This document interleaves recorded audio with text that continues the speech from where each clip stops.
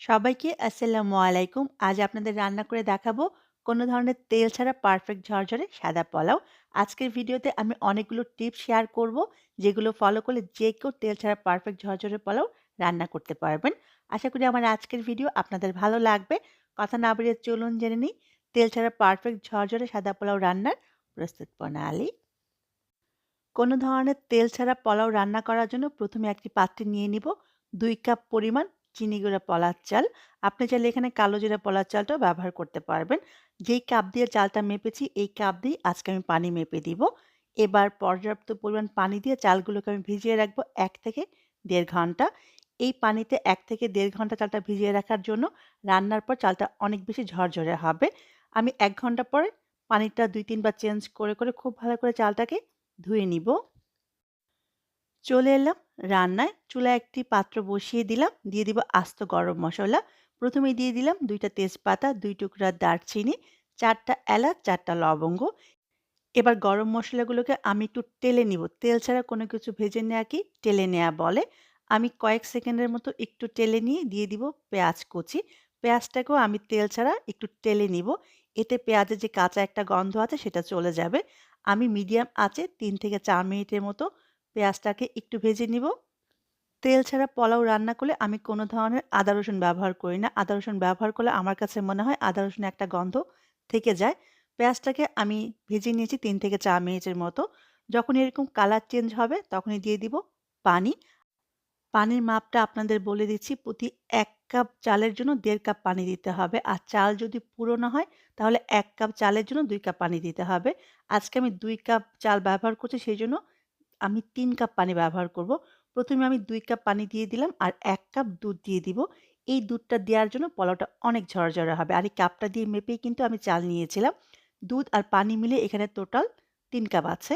দিয়ে দিচ্ছি স্বাদ অনুযায়ী লবণ।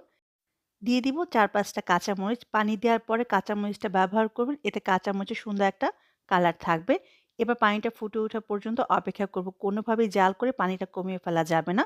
পানিটা যখন ফুটে উঠবে তখনই চালটা পানিটা ঝরিয়ে এর মাঝে দিয়ে দিব। এবার চালটাকে খুব ভালো করে পানির সাথে নেড়ে মিশিয়ে দিব। চালটা দেওয়ার পরে পানিটা কিন্তু খানিকটা ঠান্ডা হয়ে যাবে। চুলা আঁচটা বাড়িয়ে অপেক্ষা করব পানিটা ফুটে ওঠা পর্যন্ত। পানিটা যখনই ফুটে উঠবে তখন আমি ঢেকে দিব ৫ মিনিটের জন্য চুলা আঁচটা মাঝারি করে। ফিরে আসবো ৫ মিনিট পরে। ফিরে এলাম ৫ মিনিট পরে। এর মাঝে আমি একবার নেড়ে দিয়েছিলাম যাতে নিচে লেগে না যায়। পানি আর চাল সমান হওয়ার আগ পর্যন্ত চুলা আঁচটা কিন্তু মাঝারিই থাকবে। ঠিক যখন পানি আর চাল এরকম সমান হয়ে যাবে দেখুন ঠিক এরকম। সেই পর্যায়ে চুলা আঁচটা মিডিয়াম আর লোর মাঝামাঝি করে দিতে হবে। আবারও ঢেকে দিব ৩ থেকে ৪ মিনিটের জন্য।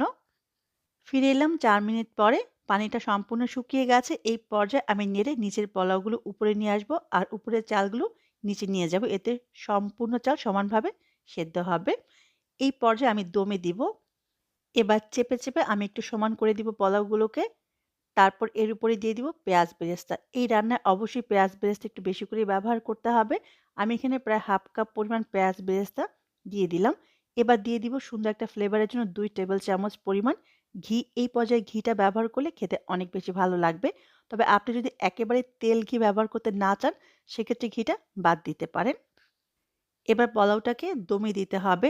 দমে দেওয়ার জন্য আমি প্রথমে পোলাওটাকে ঢেকে দিব। হাঁড়ির তলা পাতলা হলে অবশ্যই নিচে প্যান বা তাওয়া ব্যবহার করতে হবে। ভারী তলা হলে ব্যবহার করার দরকার নেই। আমি এখানে পুরান একটা প্যান ব্যবহার করলাম। নতুন প্যান ব্যবহার করলে নষ্ট হয়ে যেতে পারে। এবার মিডিয়াম আঁচে আমি চুলাটাকে জ্বালিয়ে রাখবো ৫ থেকে ৬ মিনিটের মতো। ৫ থেকে ৬ মিনিট পর আমি চুলাটা বন্ধ করে দিব। বন্ধ করে দেওয়ার পরে আমি আরও ১৫ মিনিট আমি এভাবেই ঢাকনা দিয়ে পোলাওটা রেখে দিব। এই ১৫ মিনিটে একবারও ঢাকনা খোলা যাবে না। টোটাল ২০ মিনিট পর ফিরে এলাম। দেখুন মাশাআল্লাহ তেল ছাড়া একদম পারফেক্ট ঝরঝরে সাদা পোলাও। এবার নেড়ে আমি একটু পোলাওটাকে ঝুরঝুরা করে নিব। দেখুন নিচেও লেগে যায়নি, একেবারে পারফেক্ট হয়েছে। দেখলেন তো কত সহজে তৈরি হয়ে যায় তেল ছাড়া পারফেক্ট ঝরঝরে সাদা পোলাও। দেখে কেউ বলবে এই পোলাওটা কোনো ধরনের তেল ব্যবহার করা হয়নি। খেতে অনেক মজা। অবশ্যই বাসায় রান্না করবেন আর আমার কমেন্ট বক্সে জানাবেন কেমন হলো। পরিবেশনের আগে এর উপরে কিছু পেঁয়াজ বেরেস্তা ছিটিয়ে দিয়ে পরিবেশন করুন। সবাই অনেক ভালো থাকবেন। আমার জন্য দোয়া করবেন। আবারও দেখা হবে ততক্ষণ পর্যন্ত আল্লাহ হাফিজ।